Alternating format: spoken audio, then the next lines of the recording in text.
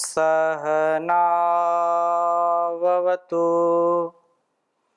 सहनौ भुनक्तु सह वीर्यं करवावहै तेजस्विनावधीतमस्तु मा विद्विषावहै। ओम शांति शांति शांति। वैदिक जीवन पद्धति की इस कक्षा में आप सबका हार्दिक स्वागत है, अभिनंदन है।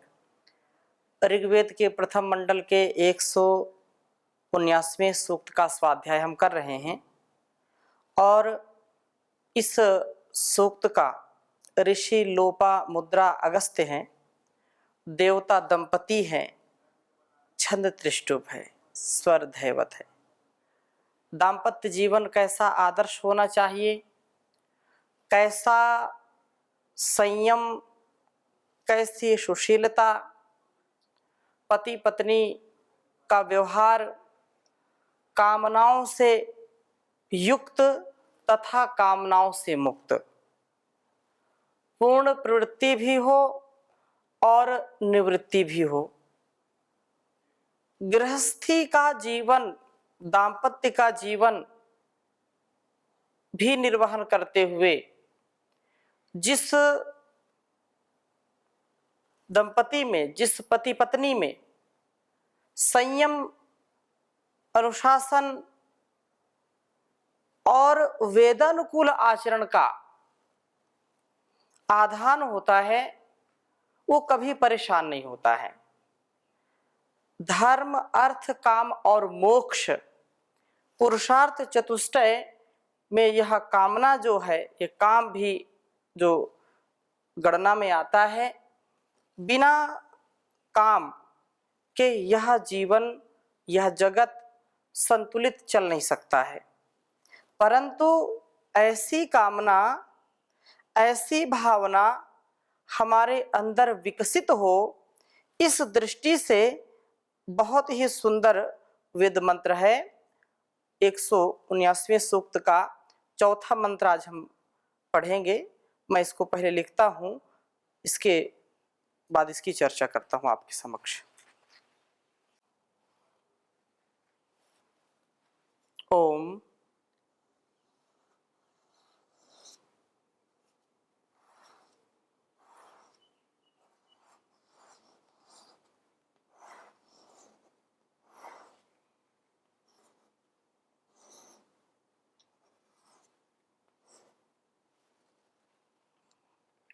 नदस्य मा रुधतः कामा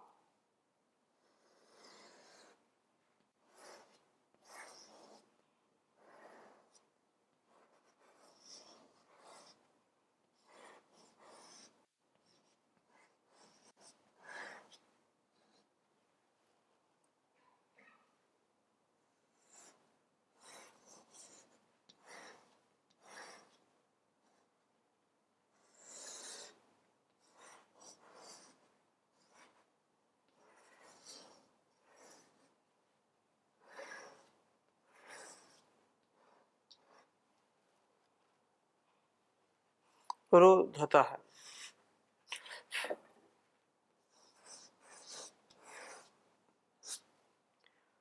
नदस्य मा रुधतः काम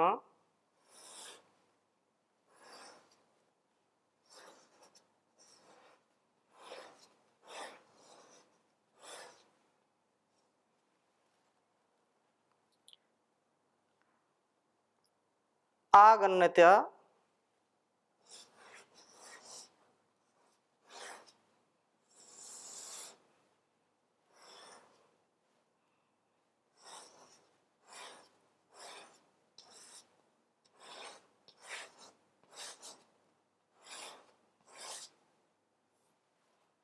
आगण्यता आ जातो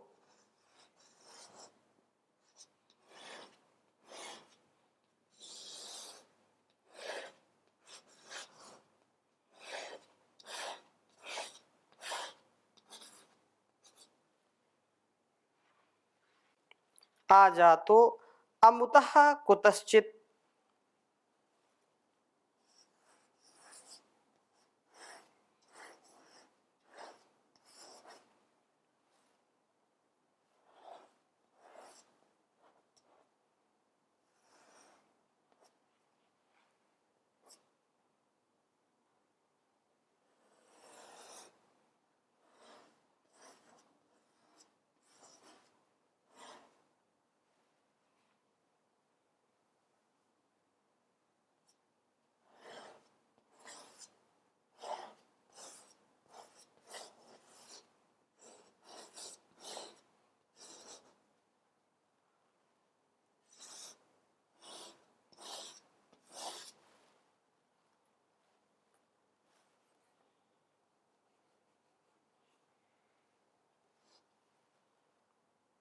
लोपामुद्रा वृषणं निऋणाति।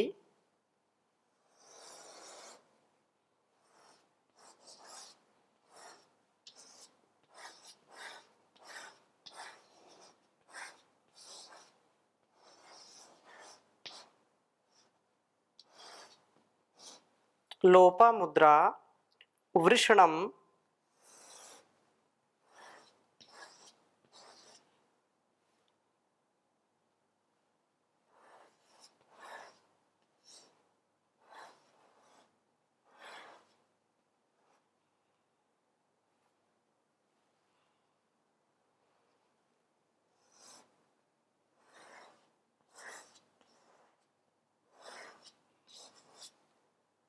वृषणं निऋणाति।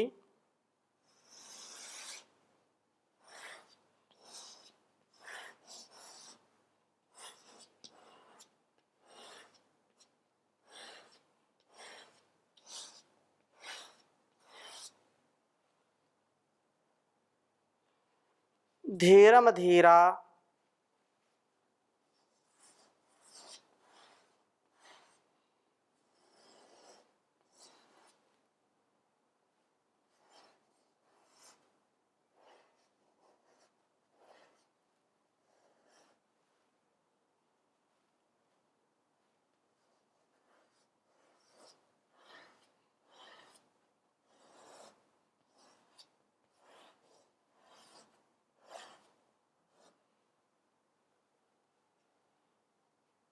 धयति श्वसन्तम्।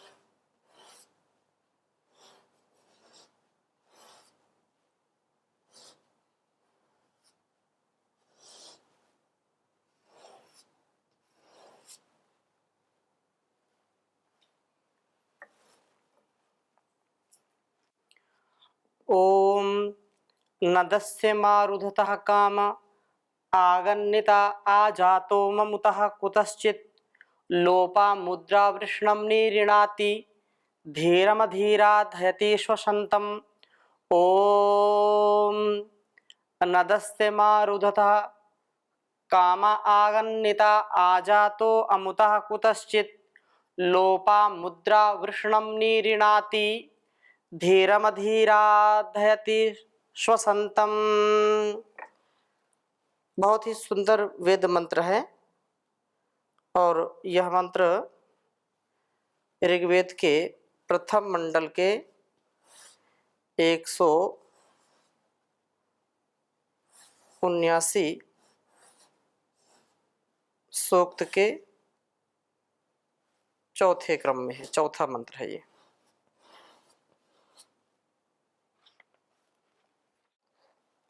वेद मंत्र का भावार्थ समझने का प्रयास करेंगे। अगस्त्य कहते हैं कि इस गृहस्थ का मूल काम है, धर्म अर्थ काम और मोक्ष। तो जो काम है यही काम मनुष्य को अपने में फंसा करके विनष्ट कर डालता है। अतः माँ मुझे तो वही काम आगन प्राप्त हो जो कि नदस्य एक स्तोता का है। प्रभु स्तवन करने वाले का काम पवित्र बना रहता है। काम यदि विवेक पूर्वक होता है, काम यदि धर्म पूर्वक होता है, काम यदि ज्ञान पूर्वक हर प्रकार से मर्यादित व्यवस्थित संयमित होता है, तो वह जीवन के उत्कर्ष को बढ़ाता है। और यदि काम आसक्ति पूर्वक होता है, काम अज्ञानता पूर्वक होता है, तो वह विनष्टि करता है, हमारा विनाश करने वाला होता है। हमारा विकास कभी नहीं हो सकता है। काम ना हो तो व्यक्ति का जीवन और यह जगत आगे नहीं बढ़ सकता है। परंतु अनासक्त भाव से जब इस काम को हम एक कर्तव्य भावना से करते हैं तो इससे जीवन चलता है, सब मनुष्यों का जीवन होता है। अतः जो प्रभु का स्तोता है, जो प्रभु की स्तुति प्रार्थना उपासना करने वाला भक्त होता है, जिसका जीवन इस संपूर्ण समष्टि के लिए महनी होता है, वह विवेक पूर्वक, वैराग्य पूर्वक, संयम पूर्वक ही कामनाओं का निर्वहन करता है। और जो अपने जीवन की परवाह नहीं करता है, केवल भोग विलास की ही कामना करता है, ऐसा जो प्राणी, ऐसा जो मनुष्य है, वह निसंदेह अपने मृत्यु को, अपने पतन को आमंत्रित करता है। तो ऋषि यहाँ कहते हैं कि नदस्य हमारा काम कैसा होना चाहिए, जैसा स्तोता का होता है। प्रभु स्तवन करने वाले का काम सदा पवित्र होता है और मुझे रुद्धतः अपना संयम करने वाले का काम प्राप्त हो। संयमी पुरुष संतानोत्पत्ति के लिए ही इस काम को अपनाता है, अर्थात उसका यह कर्तव्य है कि सृष्टि की जो व्यवस्था है, इस संसार की जो रचना है, परिवार का भरण पोषण है, परिवार को वंश परंपरा को आगे बढ़ाना है, इस दृष्टि से दिव्य संतान उत्पत्ति के लिए ही कामनाओं का वर्ण करता है। आसक्ति के लिए नहीं, भोग विलास के लिए नहीं, अपितु संसार के, समाज के विकास के लिए ही वह काम वासना का विवेक पूर्वक पालन करता हुआ इसको अपनाता है, इसको प्राप्त करता है।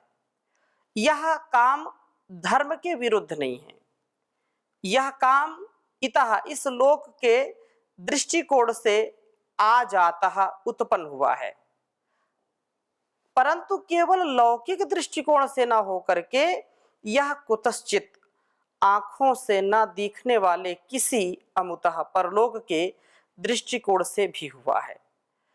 अर्थात केवल इतना ही नहीं कर्तव्य हमारा कि हम केवल कामनाओं के पीछे भागें। हमारा जन्म केवल इसीलिए नहीं हुआ है कि केवल हम संतानोत्पत्ति करें। संतानोत्पत्ति तो पशु पक्षी भी करते हैं, चींटी से लेकर के हाथी तक भी अपने संतानों को उत्पन्न करते हैं, भोग भोगते हैं। परंतु मनुष्य का जीवन श्रेष्ठ किस लिए है?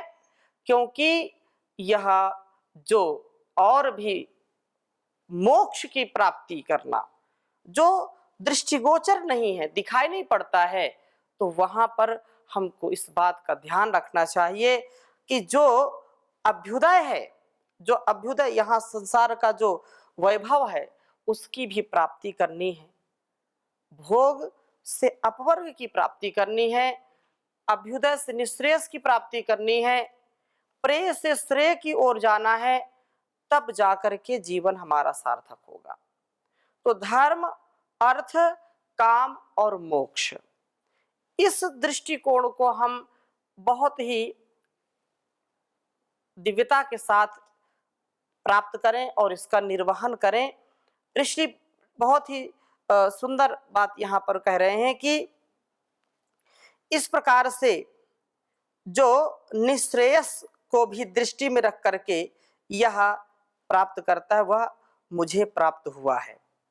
इस प्रकार से कामात्मा ना बने हुए मुझ वृषणम शक्तिशाली पुरुष को लोपामुद्रा वासनाओं को लुप्त करने वाली प्रसन्न मनोवृत्ति वाली पत्नी निऋणाति, जो कहा है कि वह निऋणाति निश्चय से प्राप्त होती है, यह मेरे अनुकूल है।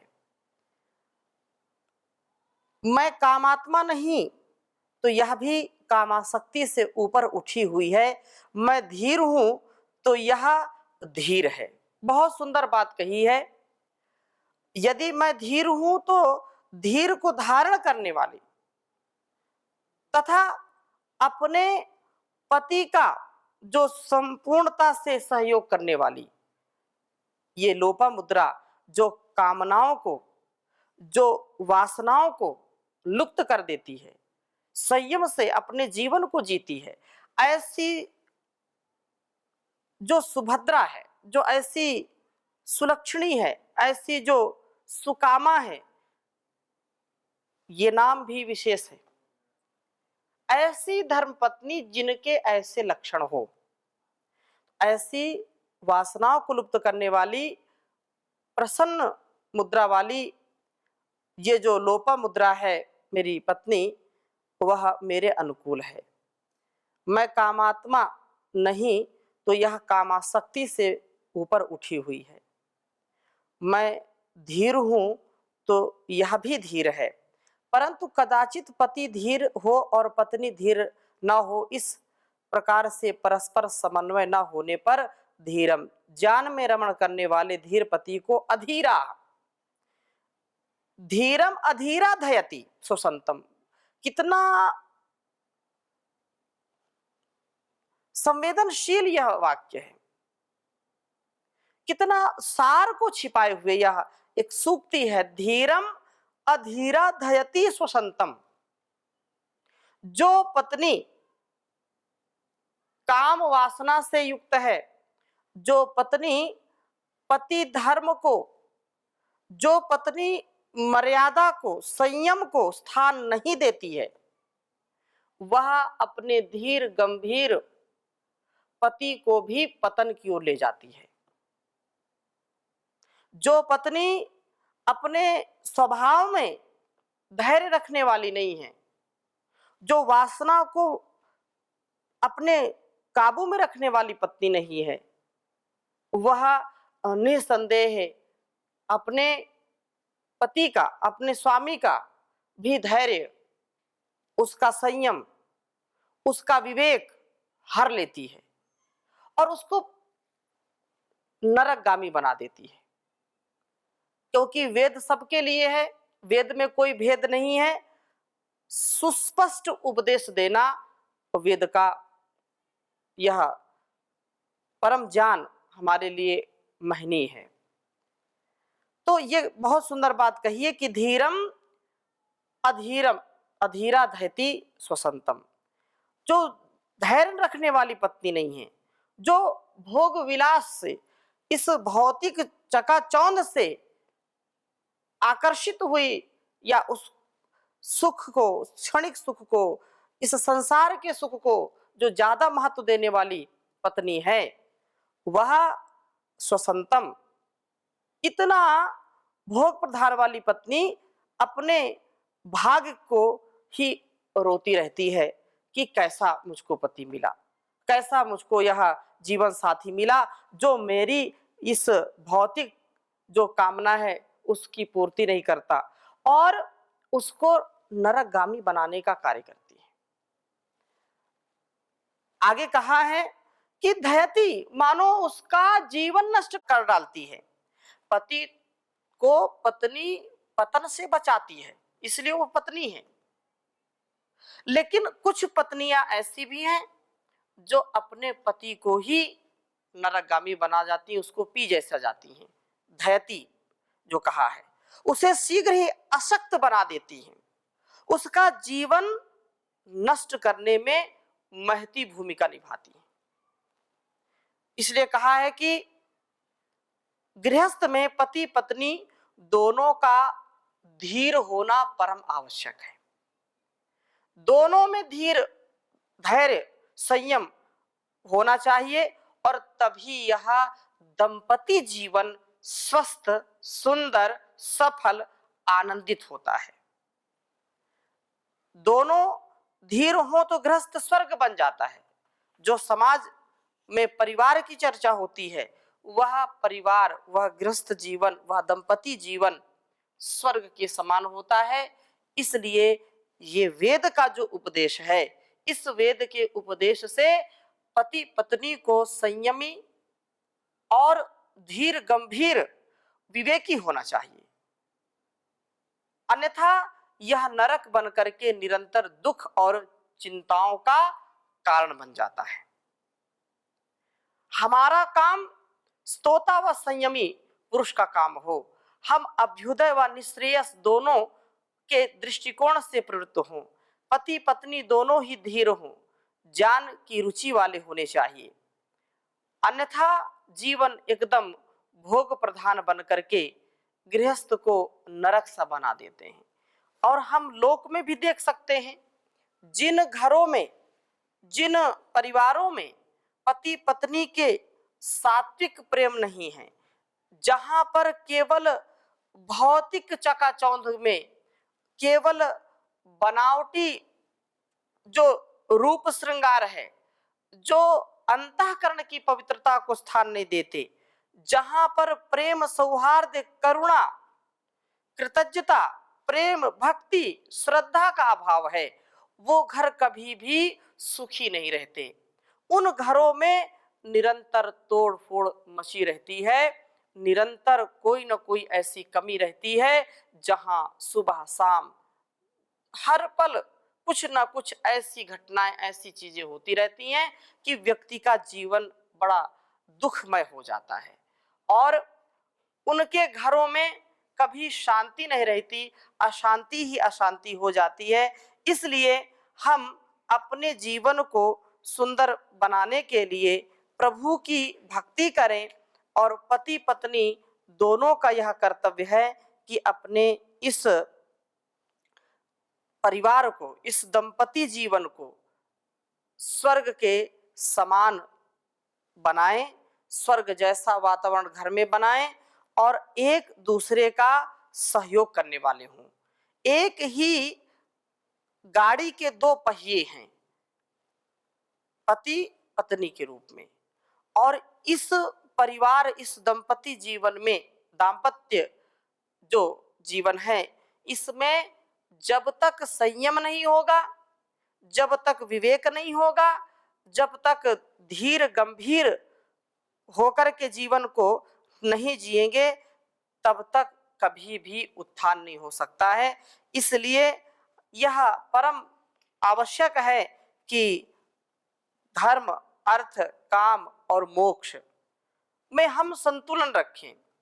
अर्थ भी कमाना है तो भी हम उस प्रभु का जो आदेश निर्देश है उसी के अनुसार अर्थ कमाएं, धर्म पूर्वक कमाएं। धर्म इसीलिए पहले है, और अर्थ भी कैसा हो जो विलासिता को बढ़ाने वाला ना हो, अधर्म से युक्त ना हो। अर्थ ऐसा हो जो हमारे लिए बहुत विशेष हो। हम अर्थ भी कमाएं तो अर्थ हो, पदार्थ हो, परमार्थ के लिए हो, सेवा सत्कार के लिए हो। इसलिए ईश्वर की विशेष कृपा हमारे ऊपर बनी रहे, हम कभी भी उसके प्रति असजग, असावधान न हो, सावधान रहें, सजग रहें तथा जीवन को काम वासना से बचा करके संतुलित जीवन जीने का प्रयास करें। इसी से हमारा कल्याण होगा और वह सच्चा जो प्रभु है, सच्चा जो पिता है, वही हमको अपने चरण में, अपनी शरण में स्थान देता है और वही सच्चा सुख देने वाला है। ये तो शरीर का जो आकर्षण है, ये तो क्षणिक सुख देता है और इसके बदले में क्या मिलता है? यदि केवल शरीर संबंध को हम स्थान देते हैं, केवल वासनाओं को, काम को केवल हम स्थान देते हैं, तो काम में कभी भी आराम नहीं मिलता है। काम हमको बदनाम कर देता है, काम हमको बीमार कर देता है। इसलिए काम कैसा हो? वो राम के साथ जुड़ा हो, वो भगवान के साथ जुड़ा हो, मर्यादा के साथ जुड़ा हो, संयम के साथ जुड़ा हो, और इस प्रकार से जो जीवन जीता है उसका जीवन महान होता है। उसकी सारी कामनाएं नष्ट हो जाती हैं। मिलता है सच्चा सुख केवल भगवान तुम्हारे चरणों में, यह विनती है पल पल छिन छिन रहे ध्यान तुम्हारे चरणों में। चाहे वैरी कुल संसार बने, चाहे जीवन मुझ पर भार बने, चाहे मौत गले का हार बने, रहे ध्यान तुम्हारे चरणों में। चाहे अग्नि ने मुझे जलना हो, चाहे कांटों पर भी चलना हो, चाहे छोड़ के देश निकलना हो, रहे ध्यान तुम्हारे चरणों में। जिह्वा पर तेरा नाम रहे, तेरी याद सुबह और शाम रहे, बस काम यही आठों याम रहे, बस काम यही आठों याम रहे, रहे ध्यान तुम्हारे चरणों में। मिलता है सच्चा सुख केवल भगवान तुम्हारे चरणों में। ओम शांति शांति शांति।